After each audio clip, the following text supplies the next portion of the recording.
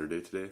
I just woke up not too long ago, brushed my teeth, ate a little breakfast over here. I like my bananas a certain way. See over here, like this. I like them very ripe. The riper, the better. The browner, the better. When they're not ripe, I don't know. You might disagree. By all means, feel free to disagree with what I say here.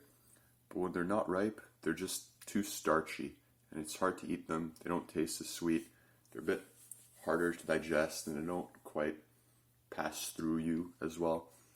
But when they're fully ripe, and when they're like very, very ripe, they're just sweet and creamy and easy to eat. They just kind of melt away in your mouth, you know? But here, I'll show you one more time. See, it's pretty much all brown. Yeah, I don't like yellow bananas. I like them when they're brown. But, however, I have had some special bananas, like not this species. I forget what they were. They're probably from the Philippines or something, where they were fully ripe when they were completely yellow, and once they started spotting, that was when they were like starting to go bad. So those, when they were bright yellow, were perfect creamy texture. Anyways, I've also got M&Ms. Yeah, I know. There's milk in there. We all have our vices sometimes, right? It's my little guilty pleasure sometimes. Some chocolate. I prefer dark chocolate, but hey, it's chocolate. Same with ice cream. There's milk in there. Sue me. So anyways, what I want to talk about is kind of what happened last night. Because I went out late with some friends. We went bowling. We had a fantastic time after work. I brought my girlfriend along. It's just a wonderful time all around. But one of my friends, she's having a tough time with her boyfriend as well. And it was kind of like a good time to do some self-reflection, because a lot of their problems, and they're younger than me and my girlfriend are. I'm 23 right now, about to turn 24 in May. My girlfriend's turning 24 this month on the 13th.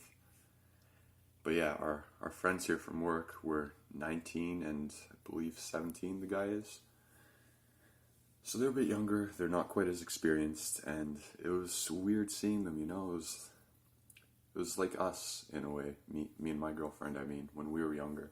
Same sort of problems, going through the same struggles, just passionately in love with each other, but just not quite understanding each other. And there's a little bit of a breakdown in communication, and suddenly intentions become unclear. They're not what they seem, and then what we perceive turns out to be something completely different, right? So it's just tough, and I don't want to get into details because I'm sure it's personal stuff for them, and some of it's personal stuff for me and my girlfriend too. So I guess I'll use myself as an example.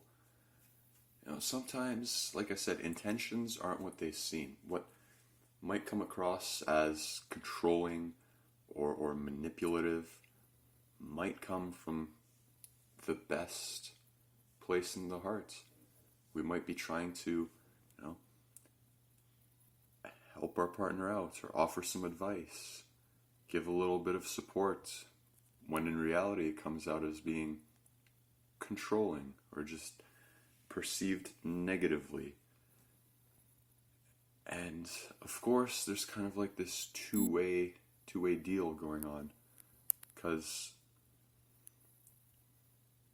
it's a matter of perception on one end, on the receiving end, and it's also a matter of kind of being a little more prudent with how you behave, how you proceed on like the giving end. Because if you know the other person is in an emotionally kind of compromised position, and you know, things are a bit tense between the two of you, you kind of have to be a bit more careful with how you choose your words, with how you act, so as they're not misconceived as being controlling, just generally negative. But what I really want to get at is how to deal with that situation. And I don't believe in a right path and a wrong path. I think we can all take whatever path, and just run with it. Do what feels right. Don't dwell on it for too long. Sometimes decisions, at least in my experience, are best made from the gut. Just spur of the moment, what feels right that moment. Don't overthink it, because once you overthink it, your mind starts running and it just gets away from you, and then you can't control it, and it controls you. And then you start thinking of all these crazy, wacky ideas and theories. It turns into this negative cesspool of just, wow, that person, they've actually been controlling all along. How did I not see this? I'm in an abusive relationship. Oh, and then you start, kind of finding reasons and justifying these crazy, crazy feelings as time goes. And your bias gets the better of you, and your mind, like I said, it runs away from you. So sometimes, just do what feels right. Go down the path. It's never too late to change the path you're down. Never too late. You can always change it later. If suddenly conditions change and you see, path I'm down doesn't seem right. There's no light at the end of the tunnel. It always seems like I have to do one more corner to see the end of it, and then you turn that corner and it's still not there. Maybe just one more. Maybe just one more corner. And then how many corners do you have to round before you see the end in sight, before you see that goal? Sometimes, right, just take a step back. Give it a quick thought. I still think rational thought has a place in our behavior. Give it a quick reflection. See what's going on. Does it still feel right? And if it doesn't, that's okay. Like I said, it's never too late to change. We never stop growing. We never stop evolving. That's also why I don't like judging people for their past actions too much. I mean, yeah, there's a correlation, I suppose, between past performance and then future insights. It's probably a little bit of that, but in the grand scheme of things, people grow, they evolve, their opinions change, people change. So it's never feels right to judge a person too harshly or too, I guess, intensely based on how they were in the past. Even good people, same thing. Really, really good people might have become, assholes over the years. Friends from high school that were like excellent might suddenly be like the worst people in the world because they just changed. But then, even then, it's just a matter of perception, and I don't like to see the negativities in people. Everybody has their vices, right? Even I have my vice. Nobody's perfect, right? Just don't judge too hard. I don't like to do that. And it's never too late to change the path. I'm of the camp that believes that any path can lead to success, can lead to enlightenment, can lead to your goals, whatever you're after. Whatever you're after. Any path can get there. Sure, maybe some are quicker to get there than others. But then again, are we in this life to rush through it, to get to the end destination as fast as possible? I don't think so. It's not even about the destination most of the time. It's the journey that's the fun part, right? I talk about the ups and downs and the wild swings in life, and how that brings meaning and how that makes stuff interesting. It's the journey, man. That's what matters. That's the fun part, not the destination. So why are we in this rush to get to that destination? There's no hurry. There's no hurry in this life. Who cares? Some paths are faster than others. Big deal. I'm not in it for the speed. I'm in it for the emotions, for the experience. Yeah, but meanwhile, sometimes we do have those down days, and sometimes we just want to get out of them as quickly as possible. Like I said, I've been having a bit of troubles with my relationship recently. Just a misunderstanding. My friend from work, she's also having those troubles.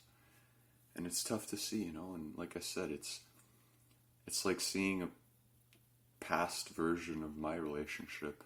Same kind of struggles.